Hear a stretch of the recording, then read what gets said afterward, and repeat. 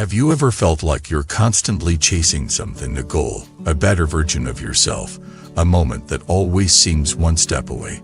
Have you ever paused and realized that in trying to get more, you've slowly forgotten how to just be? Welcome back to the channel. I'm honored to have you here as we uncover one of the deepest and most transformative truths of all time, the secret of the present moment.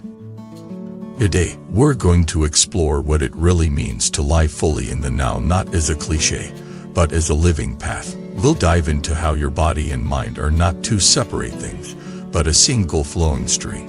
How every breath you take can either anchor you in reality or pull you into distraction, and how, paradoxically, letting go of striving is the only real way to overflow with life. We live in a culture that teaches us to acquire, to accumulate, to reach. Become your best self, they say. Manifest more, push harder. But what if the secret to real happiness, real clarity, and real freedom isn't to add more but to release? Let's begin with a story. I was a designer in a high-paced tech startup, creative, talented, ambitious, but also burned out. He started noticing something odd even when he wasn't working. His shoulders stayed tense. Even during vacations, his mind ran simulations. What if I lose my job? What if I fall behind? One night, unable to sleep, he stumbled onto a meditation app. He clicked a random track titled "Return to the Body." The voice said, "Let your attention drop from your thoughts into your breath, from your breath into your chest, from your chest into your belly." As he followed the guidance, he felt something strange. Like fireworks. At bliss. At space. For the first time in years, he wasn't chasing a thought. He was simply there, breathing in. And in that space, he didn't find answers. He found rest.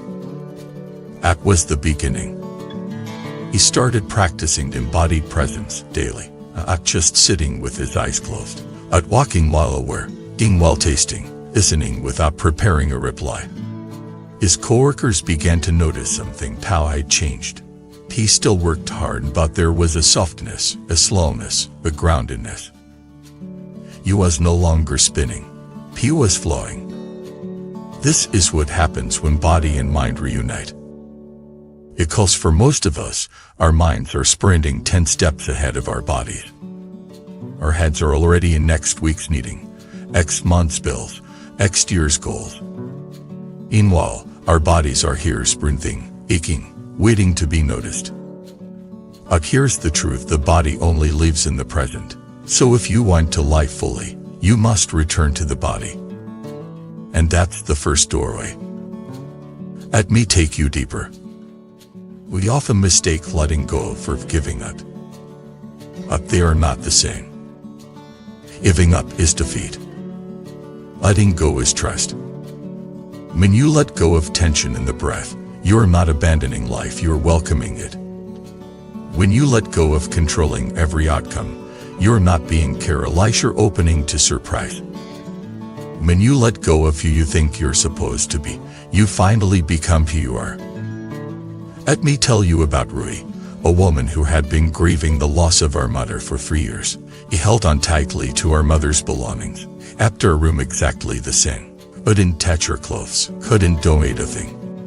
One day, Bernice came to visit and gently asked, "Do you think Grandma would want all this to stay frozen?" We broke down.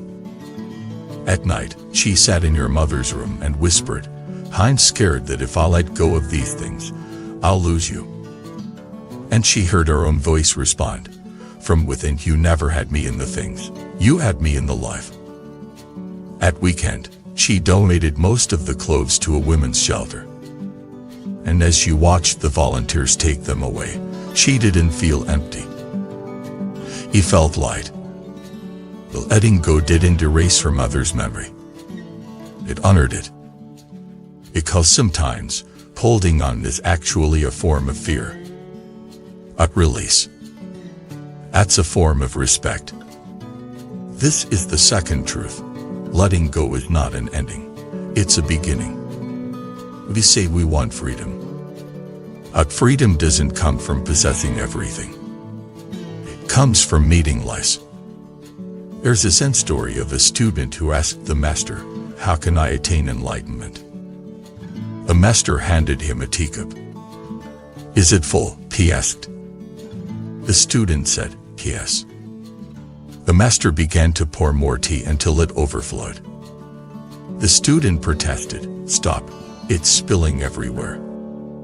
The master said, "Like this cup, you are full of your own opinions and attachments. How can I show you anything unless you first empty your cup?" That's the way of the present moment. You can't receive it if you're already overflowing with past and future. You have to empty yourself of what isn't real. So how do we practice this? Here are 5 ways to live in the present, not as an idea, but as a reality. Return to your senses. When overwhelmed, ask, "What do I see?" Smell, taste, this. Bring yourself back into the now. Let the breath light. Breathe in slowly. Breathe out even slower. Feel the movement in your ribs. Stay there for 3 cycles, and speak, and decide. Feel your feet literally. Ground yourself by placing awareness in the soles of your feet. It's an ancient technique to grow energy down and still the mind. Say less. Pause before replying. Often, we speak to fill silence.